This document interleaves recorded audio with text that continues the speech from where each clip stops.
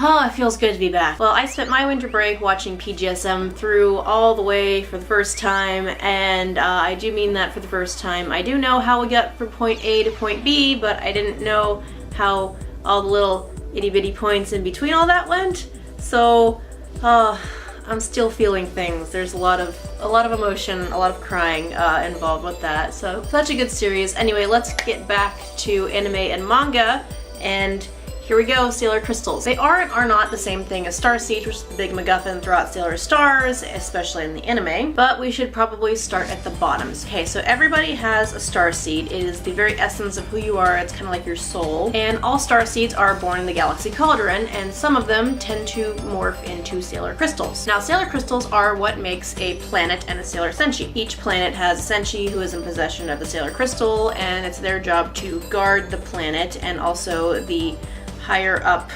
starseeds. Yeah, there is some kind of hierarchy of some Sailor Crystals are more important / more powerful than the other, which is why there are guardians who protect the more powerful crystal wielders / rulers generally. And as long as the Sailor Crystal is intact at the time of Senshi's death, it gets to go back to the Galaxy Cauldron where it gets to be reborn and sent back to the planet as the new Sailor Guardian. Now in the anime, Sailor Crystals are never named as such. They're just referred to as true starseeds. Normal human starseeds turn black when they're forcibly removed from their person, whereas true starseeds remain brightly shining and color-coded for your reference. Normal humans also morph into false Sailor Senshi or phages for some reason. That's part of the anime that I didn't understand, because why would they turn into Senshi when they weren't, and they're always the Senshi of the thing they were best at? Oh well, we have to get our Monster of the Day format from somewhere, might as well. In the manga, regular people also have starseeds, but they're not the central focus. The focus is Galaxia trying to collect the Sailor Crystals, just like in the anime, only in the manga, she's much better at it. I mean, like I mentioned in the Sailor Stars recap, everybody except Usagi is dead within like the first 5 acts or less. This is all because Sailor Animates were trained to spot the energy that the Sailor Crystals gave off so they could, specifically target the people they needed to target rather than what they did in the anime. The Sailor Crystals are also able to be accessed more easily by the Senshi in the manga. In the Dream Arc, all of the Senshi had to access their crystals in order to upgrade to their super form. The inners had to face their own inner demons and unlock their secret powers with the help of their Sailor Guardians, who were like little sprites who were guardians of the Sailor Crystals and also like the guardians of their home castles, and then they were like, good job, yay, here's your crystal, except for the outer Senshi, who all got their powers from Hotaru. The Sailor Crystals were also in the shape of hearts then. We also get to see the outer's guardian Senshi when we have to go to the final battle of the Dream Arc, and everybody has to reach deep within themselves to find their inner power and use their crystals to summon upon the power of their respective planetary castles and give it to Sailor Moon,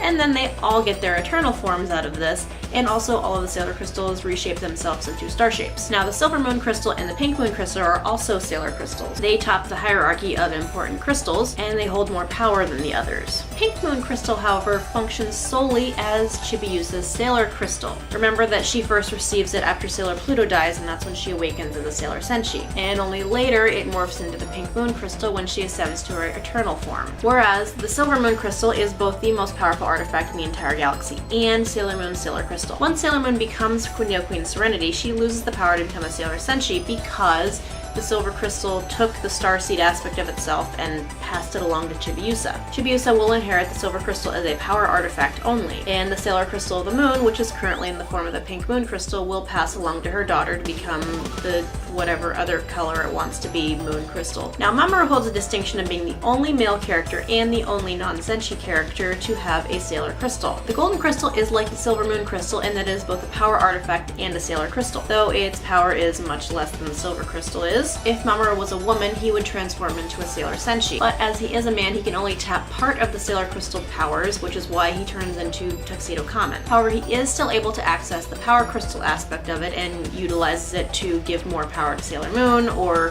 when he becomes King Endymion, do other kingly things with the power crystal. I'm not really sure what they do with the crystals when they become king and queen. This also leads me to wonder if the romance between Usagi and Mamoru is linked to the crystals themselves. We've seen that the guardian crystals are always drawn to the more powerful crystal in the hierarchy, and we have seen that all of the girls are devoted to Sailor Moon in various degrees of unconditional love. So if Mamoru, or rather Endymion at the time, had been born a woman, would he have been Sailor Earth and thus one of Serenity's guardians? Actually, hold the phone, I think I've just hit on something here. So Endymion's the guardian of the golden crystal, which is in fact the Sailor crystal of the Earth, which means if he had been a woman, he would have been Sailor Earth, which means he would have been a guardian of Serenity, which means that since he is a man, he probably broke the treaty between the Earth and the Moon, and this is the entire reason why there is animosity between the Earth and the Moon. Because Endymion was born a dude instead of a chick. I mean, all of the other planets are devoted to the Moon, with their guardians being Serenity's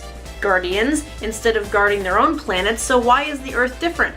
Because the Sailor Guardian is not a Sailor Guardian, it's a man! The treaty between the Earth Kingdom and the Moon Kingdom is just shattered because they don't have anybody to give to her to be, I don't know, hostage, something. We'll get to that later, but hostage guardian devotee thing? I mean, really, we don't know how old Serenity and Endymion were at the time of their death. They could have been hundreds of years old, just, you know, they looked really good for their ages, and the war between the Earth and the Moon, the animosity could have been building up for all that time until it just snapped when Metalia appeared. Holy shit, guys! We just figured out the whole reason why the Earth and the Moon were at war with each other in the Silver Millennium. This is the question that everybody has been wondering for years. Alright, I'll talk about the dichotomy between the golden crystal and the silver crystal and how that's all going to relate to Chibiusa next week, but like, holy shit, I need to go like process this and think about this because... Alright, I'll talk to you guys later. Next time, see you then. Thank you so much for watching. Bye.